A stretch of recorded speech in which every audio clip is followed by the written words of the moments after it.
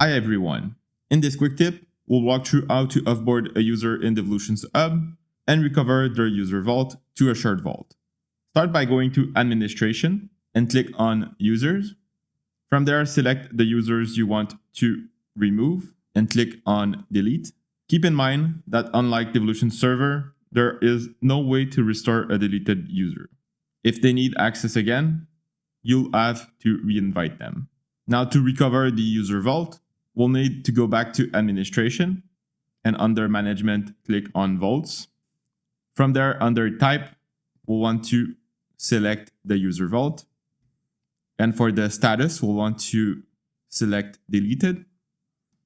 And from there, we can find the user vault from Ellen Ross. Now we can go ahead and click on Restore as a shared vault. And you'll see that Ellen Ross user vault is now in the shared vault list. And that's it.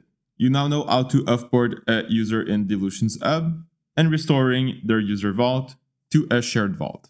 As always, if you'd like to know more, feel free to consult our documentation and knowledge base articles.